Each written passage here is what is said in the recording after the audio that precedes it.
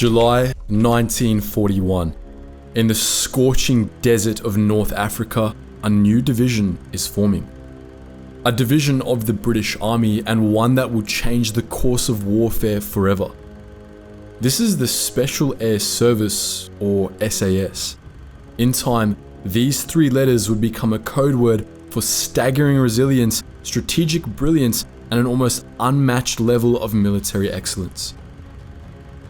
From Sahara to Sierra Leone, and from the South Atlantic to the Prince's Gate embassy siege in central London, the SAS have become one of the most famous secret units on the planet.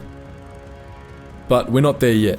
For now, it's still 1941 and World War II rages on. The SAS have a job to do. Their targets are airfields and supply dumps.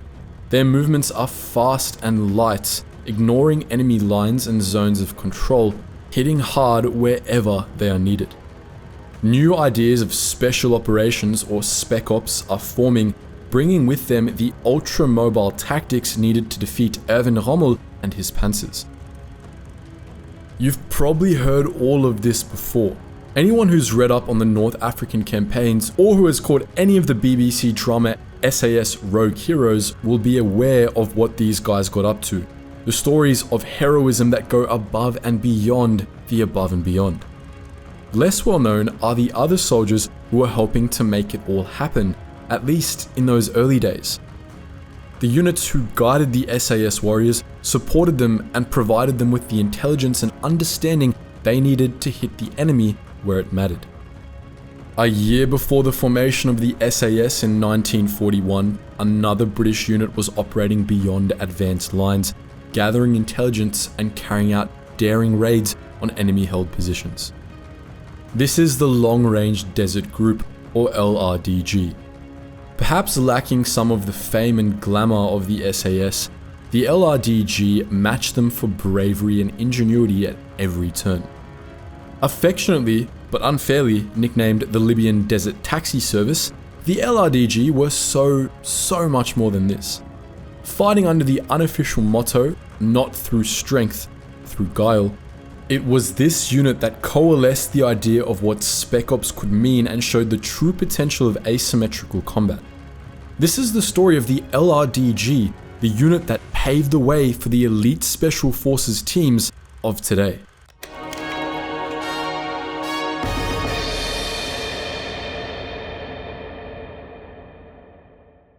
It's the 5th of November 1930, and an extraordinary group of extraordinary men meet in the Greek bar of Wadi Haifa, Sudan, to drink beer and discuss their next venture. Among these extraordinary individuals is a man who perhaps looks like the most ordinary of the bunch, but is in fact the group's leader. Modest and unassuming, this man is Ralph Bagnold, soldier, explorer, and future war hero. Tonight though, war is far from the soldiers' minds. Tonight is the topic of Zerzura, the fabled ancient city that is said to lie beside an oasis somewhere in Libya. These men, Bagnold and his 5 companions, would set out to find this city and map new routes across the Sahara in the process. The Zerzura Club, a loose affiliation of explorers and adventurers, was born. Somewhere in this boozy meeting in a Greek bar in a souk by the shores of Lake Nubia, we find the DNA of what would eventually become the Long Range Desert Group. Bagnold retired from the army in 1935 with a medical condition, but his experiences in the deserts of North Africa would fire his curiosity. Experimenting with wind tunnels and applied mathematics, Bagnold set about researching and writing the physics of blown sand and desert dunes, completing his masterwork of physics in 1939 just as war loomed on the horizon. By the end of 1939, war wasn't looming, it was here. Ralph Bagnold suddenly found himself not quite so retired as he had been. The army needed him, and he was recalled as a signals officer and posted to East Africa before being reassigned to Cairo. Bagnold was back in the Sahara Desert and back in a British Army uniform. The seeds of the LRDG were being sown. Egypt in 1940 was in an unusual position. It was an independent nation and had been since 1922, although British troops still occupied the land. It was also about to be plunged into war, although Egypt would never actually declare war on Italy itself, and would only declare war on Germany in February 1945 when the die was very much already cast for the Axis. The Egyptian government and military viewed the unfolding conflict as a concern for the occupying British, and even when Italy and Germany invaded Egyptian territory, the country remained neutral. For the British forces, however, Egypt was vital. Bagnold, with his unrivaled knowledge of the local desert terrain, was appalled by the vulnerability of Cairo's west and south flanks. If the Axis powers devised a way to fight effectively in the desert, to actively use the desert to their advantage rather than having to work against it, Cairo, Egypt, and Britain's North African war effort was in peril. Rommel and his Africa Corps had still not arrived on the continent, but Italian forces in Libya were a significant threat. Something needed to be done to shore up those defenses. Bagnold had an idea. What if he took the exploratory tactics he'd honed in the late 20s and the early 30s and applied them to full-scale combat? This would mean heavily modified vehicles capable of standing up to the deadly rigors of the desert. This would also mean small teams, self-sufficient for weeks or even months at a time. Ultra-mobile, ultra-long range, ultra-skilled. Skilled, ingenious, fearless personnel. A wholly new type of fighting force. So, Bagnold took his idea to General Sir Archibald Wavell, Commander-in-Chief of the Middle East Land Forces. Bagnold's plan was one of surveillance and of assault.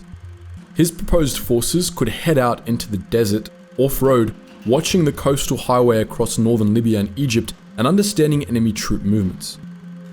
And the assault component of the operation? Bagnold's men could hit remote depots and airfields south of the coast, getting in and out swiftly but striking with devastating efficacy. How about some piracy on the high desert? Bagnold asked Wavell. Wavell was all for it. By mid-1940, the Long-Range Desert Group was born, and their effect was almost immediate. The LRDG began picking off strategic Axis targets across the region and delivering valuable intelligence back to base in Egypt. In Europe, the Allies had suffered enormous losses, and British forces were evacuated chaotically from the beaches of Dunkirk. In Africa, however, a pivotal campaign was just beginning. The Italian fascist state had set out to create a new Roman Empire, a pan-Mediterranean territory held together by economic power and military might. For its soldiers, though, the experience in Libya and Egypt would have been anything but glorious. Temperatures soared by day and plummeted by night. Sand and dust choked engines and settled into kit bags. Wicked desert storms ripped at exposed skin and eyes, and the unforgiving terrain threatened to swallow entire units. Even worse than this, out there, somewhere, moving through the desert like wraiths, was the Pattuglia Fantasma, the Ghost Patrol. Bagnold's units struck terror into the hearts of the Axis troops. But Allied successes in North Africa were dealt a heavy blow in spring 1941 with the arrival of Erwin Rommel and the Afrika Korps. While much of Rommel's reputation is shrouded in varying degrees of legend and myth, there is certainly some truth tucked away in all of this. Rommel was a highly effective commander, and the Desert Fox, as he would become known, led his troops to victories the Italian forces could only dream of. The successes of the Allies in recent months were reversed, and all that hard-won territory changed hands again. The Italian push eastwards from Libya into Egypt had been halted, and the Axis troops were driven back westwards, but the Afrika Korps put the Axis on the offensive again. Rommel, ignoring orders to hold his line, pushed forwards as Allied troops fell back desperately to Tobruk. The LRDG was now a crucial asset for the Allied forces. Observing troop movements gave the regular army a vital lifeline as they scrambled to defend their positions. Daring raids on supply depots and airfields helped the Allies to gain small, critical advantages in key areas of the North African theatre. The newly formed SAS, adding even more muscle to the British Special Forces covert attacks, helped to keep the fires of hope burning. For Bagnold, however, the war was taking its toll. Few were more experienced than he in dealing with the hardships of the Sahara Desert, but all men have their limits. The brutal conditions, combined with the high stress of war, shattered Bagnold's resolve, and command of the LRDG was switched to Lieutenant Colonel Guy Prendergast in August 1941. By now, the tides of war were turning once again. The Allied defenders at Tobruk refused to give in, and the Axis diverted troops and resources from the campaign's eastern front in an attempt to take the port. The Allies may have stalled the Axis advance into Egypt, but they also failed in their attempts to relieve Tobruk. This meant another change of leadership, this time at the very top of the pile, as General Wavell was relieved from his command of the 8th Army by General Claude Auchinleck.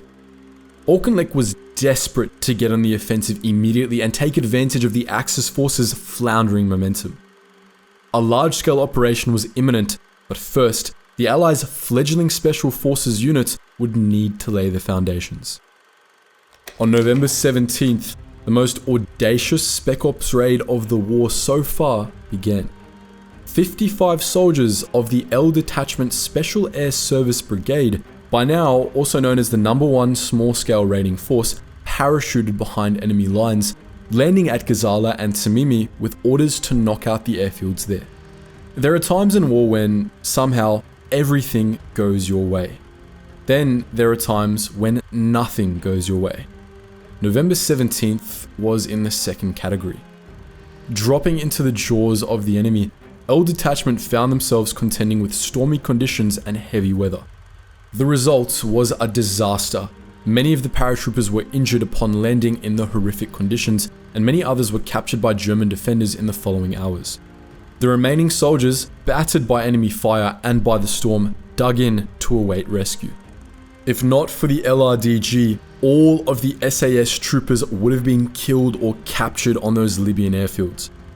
Coming in fast and light out of the storm, the LRDG units extracted the 21 survivors of the operation and whisked them to safety. Among them, a bitterly disappointed and severely shaken David Sterling, the SAS's usually enthusiastic founding officer. But Prendergast recognized the potential of Sterling and his SAS troopers. He understood that, when working together, the SAS and the LRDG could be a formidable, highly effective fighting force, one that would be instrumental in pressing home the advantage in North Africa. Risk was always going to be a huge factor in any covert operation, but LRDG could work to minimize that risk, transporting SAS units to their targets and extracting them afterwards, moving like desert phantoms, like the ghost patrols that had so terrified the Italians. The LRDG and the SAS were a match made in heaven for the Allies and a nightmare of hellish proportions for the Axis. 3 weeks later, on December 8th, Captain Charles Gus Hollyman and 19 Rhodesian members of the LRDG set out from Jalo Oasis on an important mission. They were to take 2 SAS teams an astonishing 350 miles across the desert to the airfields at Tamet and Sirte for a surprise SAS strike. This is what the LRDG was all about: swift, subtle operations over vast distances. And with the SAS working alongside them, they were hitting harder than ever. On this sortie, one of the parties was unsuccessful, but the other managed to destroy 24 aircraft and take out a number of enemy combatants. This kind of rapid, hard-hitting action became something of a modus operandi for the new partnership. The Spec Ops specialists were back in action again shortly after the Tamet and Sirte raids, as a 5-man squad with Lieutenant Bill Fraser in command blew up 37 aircraft in Agadabia airfield, while the SAS and LRDG were back at Tamet before the end of 1941, knocking out 27 planes ordered as replacements for those destroyed in the earlier raid. The Axis reportedly lost around 8,000 aircraft in almost 3 years of fighting in North Africa, and these raids were undoubtedly valuable in bringing the Axis war machine to its knees. In 1943, As Axis resistance dwindled in North Africa and the Allies set their sights on Europe, the LRDG was sent to Lebanon for mountain warfare training ahead of an assault on Italy. But Italy surrendered before the LRDG could be redeployed, so the next action for the group was at the Battle of Leros in the Greek Dodecanese Islands. The unit would lose its commanding officer, John Richard Easton-Smith, on Leros, killed by sniper fire during a lone reconnaissance mission. Over the next year, the LRDG saw action in German-occupied northern Italy, as well as in modern-day Croatia and elsewhere in the Greek islands. In August and September 1944, long-range units parachuted deeper into Yugoslavia and into Albania, working with local resistance, destroying key targets and shadowing the German retreat. As war in Europe drew to a close, the leadership of the LRDG made one last request. They petitioned the War Office for a transfer to the Pacific to take part in the late-stage operations against the Japanese. This request was turned down, and in 1945, the unit was disbanded.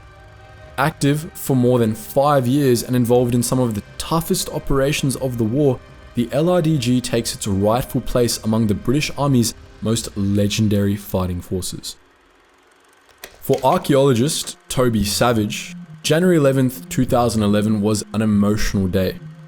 The previous December, he and his colleagues headed to Libya in the hope of finding the remnants of the Mosul airfield, the scene of a daring early raid carried out by Pat Clayton and a detachment of the LRDG, along with a Free French unit. Armed with Bill Kennedy Shaw's book on the unit, penned in 1945, and aerial photographs from the 1950s, Savage and his fellow archaeologists were certainly hopeful of success, but they also understood the risk that they would find nothing on their adventure. Leaving the road behind them and heading out across the country, Savage's team might have felt just a little bit of what those gallant men of the LRDG felt, sweeping across the landscape in specialized vehicles on their way to an important objective. Only, the lives of Savage and his men were not at risk. Just like Clayton would have done, Savage soon spied the hangar building. Probably unlike Clayton, Savage's team were helped along the way by a local farmer who was well aware of the site's past. "Ah, the old Italian airfield," he said, and Toby Savage and his party felt the emotions surging through them. Exploring the site, 70 years on, to the very hour from Pat Clayton's raid, the archaeologists felt a profound connection to the heroism and the pioneering spirit of those early Special Forces operations. On that day in 1941, Clayton had found the hangar and he'd found the 3 Italian Ghibli aircraft inside, but he also found Italian resistance, and lots of it. Clayton's squad was pushed back, and the French colonel D'Ornano, along with a member of the LRDG, were killed in the fighting. The remaining members of the force escaped back to the desert. Toby Savage's expeditions in North Africa were cut short by the Arab Spring uprisings of 2011 and the civil war that ripped across Libya later that year. But what he found in those few short weeks in the Sahara shows us just what those men of the LRDG faced on a regular basis. It's easy to look back on World War II these days as a series of inevitabilities. Montgomery was always going to get the upper hand. Operation Torch was always going to be a success. The German invasion of the USSR was always going to stall in the savage Russian winter, and the Americans were always going to join the fray in Western Europe. But this wasn't the case. As the LRDG were forming in 1940, Western Europe was crumbling under the irresistible power of the German advance. As the SAS and LRDG planned and executed their joint missions in 1941, the Japanese juggernaut was tearing across the Pacific. The outcome of the conflict truly hung in the balance. For these soldiers, operating out there in grim conditions and dealing with the threat of death on every mission, there would have been the very possibility that they'd never see their homes again, nor their families, nor anything else they held dear. All of this just makes the exploits of the LRDG and their comrades all the more amazing. The SAS may have won international recognition as one of the baddest and best units on the planet, but the LRDG deserve a hell of a lot of credit. For a year or so, as the tables began to turn in North Africa, it was the LRDG and the SAS side by side, hitting the enemy from range, disrupting supply lines, destroying hardware, and then disappearing as quickly as they'd come.